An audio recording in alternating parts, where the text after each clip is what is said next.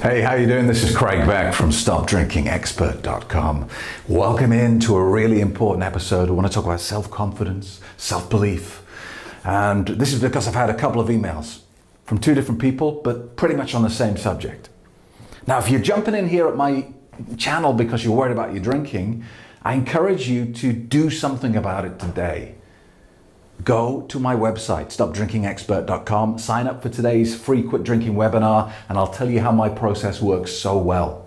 I'll even give you a copy of my best-selling book, Alcohol Lied to Me, free of charge, as a thank you for turning up. Now, I got two emails, one from a guy called Will, who's doing my online course, and he's at day 4. And at day 4, I ask a very important question. I say, what do you want to do?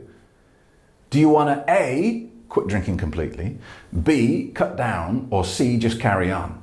Now, thankfully, nobody said C, but Will is hovering around the B. He's thinking, I'd like to moderate, really. And the reason is this. He says that when he was a drinker, when he was drunk, he used to have these most amazing, open, honest, profound conversations. He'd have really deep and meaningful conversations. And now he's sober, he doesn't have them. They're very sterile and, he doesn't open up. The first thing I want to say to you, Will, is the chances are if you could just watch a video with sober ears and eyes of your drunken conversations, I'm 99% sure you wouldn't think they were all that profound. Because the one thing that alcohol does is makes us stupid. So lesser things become entertaining and interesting to us because we're a bit thick. But I get where you're coming from. You look back and you see those conversations as a benefit and you're thinking, well, maybe alcohol is something that creates this benefit. Okay, I get it. I've also had an email of Shaun. Shaun says he's been sober for 6 months thanks to my process, but he loves to dance. Dancing is his thing. When he dances, he comes alive. And since he quit drinking, he hasn't got the nerve to get up and dance. And it's making him, his words, miserable. Okay. So are they right? Is alcohol a benefit in this situation? Of course it isn't. But let's talk about why. Look, this is our comfort zone. This is where we live most of the time. This is where 80% of people will spend their entire life. This is the 9-to-5 job that you hate, but it pays the bills. This is the mediocre relationship that doesn't excite you, but hey, it's better than being on your own, right? This is your comfort zone. This is where all your friends and family want you to live. Not because they don't want you to achieve your goals, but because in here, it's very safe. There's no risk. Perfectly comfy, cozy, warm, safe. This is where your parents want you to live. Safe. But everything you want, everything your heart desires, everything worth having is just outside the walls of your comfort zone. This is lovely, cozy and warm in here, but it's barren, it's sterile. Nothing grows here, including you. Shaun, dancing is outside your comfort zone. Now, in the past, you avoided dealing with this by drinking. Now, alcohol didn't give you courage or self-confidence or bravery or any of those noble traits. What it did was it made you stupid. Stupid enough that you would walk through the wall of your comfort zone and do the thing you love without doing a risk assessment, which you now do because you're sober. And the walls of your comfort zone are made of a material called fear.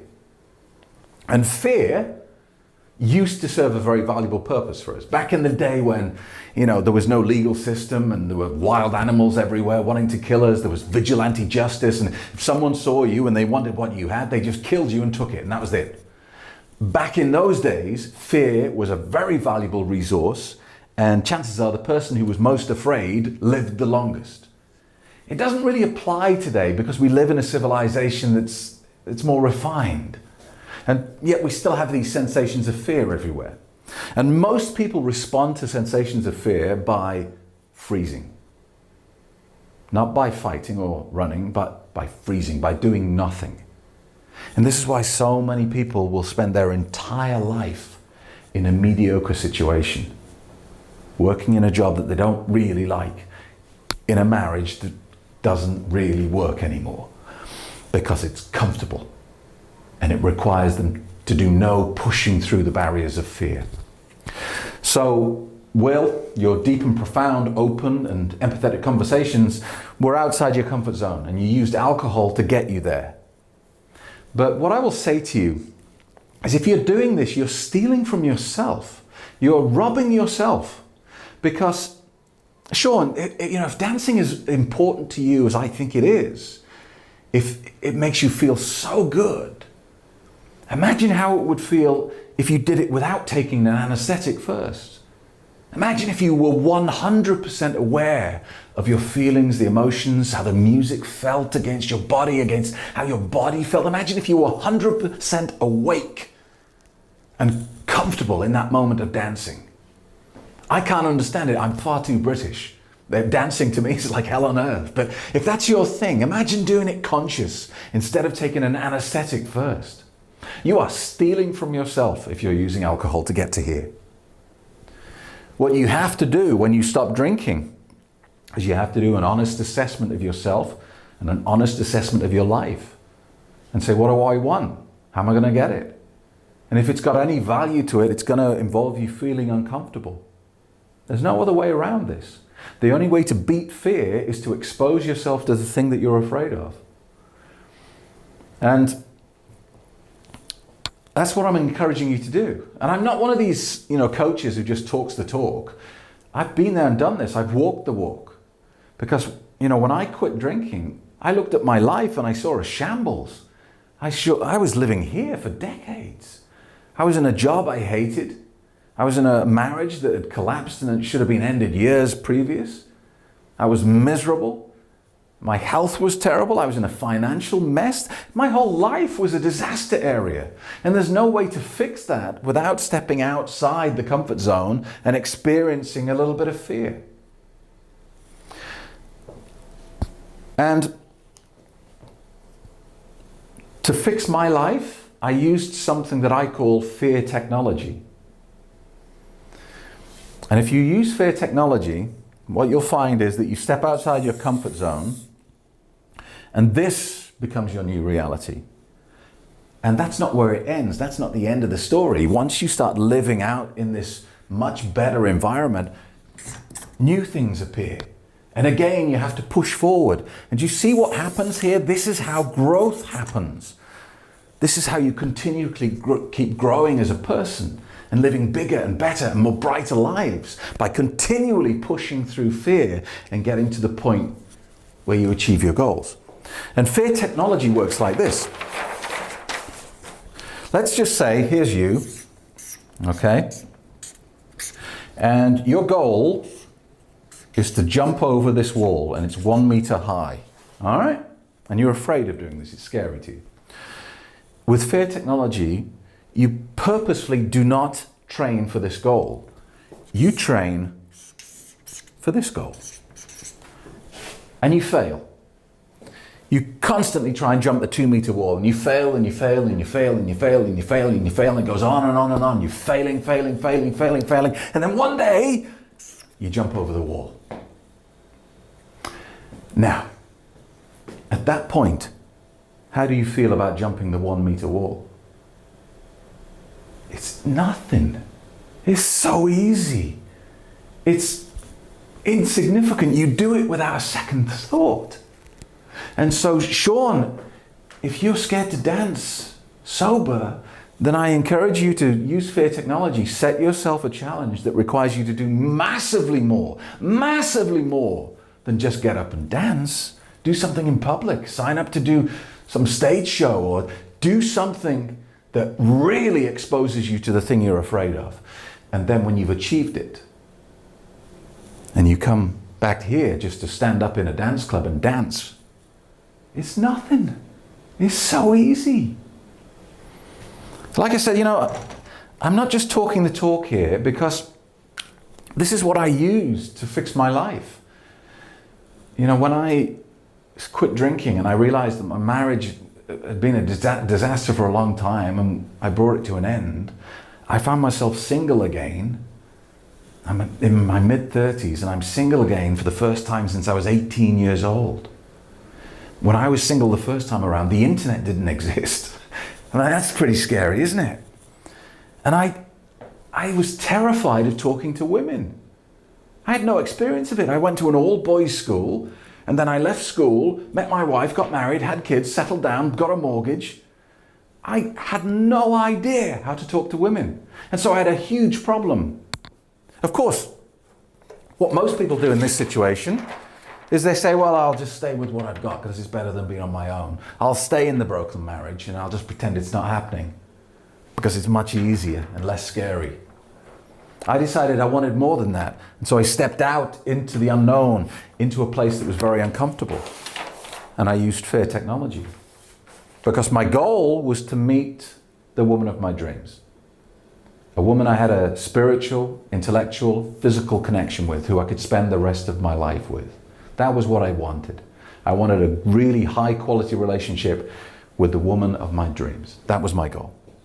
To get that, I did this. I made myself, I exposed myself to more fear than you would believe. So I was scared to talk to women. So here, for years, probably about 18 months, I would only talk to supermodels. I would approach women in the street who I was attracted to, who were with their husbands. So if you want to talk to me about fear, I know all about it. Can you imagine walking up to a woman who's with her husband going, hi, I just saw you in the street, I just thought you were really beautiful. And you can feel the evil, you can feel the daggers coming towards you from this direction. And inside you're shaking, you're terrified. And of course, she smiles, but she rejects you because she's with her husband. And you walk away hoping that you don't get punched. I would do that 10, 20, 30 times a day sometimes. And I didn't want to. I hated every single second of it. And I would get to the end of the day and I would feel this big. I would feel like the world's smallest, most pathetic man. I'd been rejected 30 times in a row. And then the next day I would get up and I'd only approach 19-year-old supermodels, a man in his mid-30s. And I would get rejected. Sometimes really aggressively. Sometimes they were really rude to me. And I would do that. I'd force myself to get rejected by women over and over again. Why? Because how do you think I felt when I genuinely saw someone I was attracted to and I wanted to get to know them? Not a 19-year-old supermodel, not a woman who's already in a relationship, but a single lady my own age who I thought was beautiful and I wanted to get to know her more. It was so easy. I wasn't even this much scared. I would just walk up and say, hi, how you doing? I'm Craig. And we'd have a conversation. There was not one little shred of fear inside me because of fear technology. Because I'd been rejected so many times in so many aggressive and horrible ways that this meant nothing to me. All the fear had gone. And that is what I want you to do, Shaun and Will. Will, if you want to have these deep, open conversations where you expose yourself, the real you, to the person listening, then commit to do something that scares you, really scares you. Sign up to be a public speaker. Sign up to speak to a big crowd or do something for charity that exposes you like that. Shaun, if you want to dance, sign up to an amateur dramatic show. Take the lead. Do something that scares you. When the casting agent or the person running the show says, who can dance? You put your hand up and say, I can dance. Put me in the front center. And I know you don't want to. I know you don't want to. But that's the only way you get here. And it's so much better here than here with alcohol. I'm telling you from experience, life is so much better when you start charging through these walls instead of taking an anesthetic and pretending that they're not there. I hope that helps. If you have any questions, please post them on my YouTube channel. Don't forget to subscribe, by the way, or send me an email. And if you are worried about your drinking, then do something. Even if it's just sign up to the free webinar today and commit to sitting through the whole thing. If you do, I'll give you a copy of my book, Alcohol Lied to Me, as a free gift. Thank you so much for being with me. See you in the next episode. Imagine no more hangovers, no more mornings of guilt and regret, and no willpower required to get there. Really consider this because it's different. It's different to anything you can find out there, and it gives you real mental freedom from the clutches of alcohol. Get my best-selling ebook free today at stopdrinkingexpert.com. Without a doubt, if you can make it happen, if you can find a way, if it's something that you feel the heartstrings pulling, that you need to make a change in your life, then you need to pull out all the stops. Pull out all the stops to make it happen and be here. It's just so worth it. Why did I waste all those years? Being in my middle 60s now, I wasted so many years drinking. Find out why this is the net's only 5-star rated quit drinking solution. And get your free ebook today at stopdrinkingexpert.com.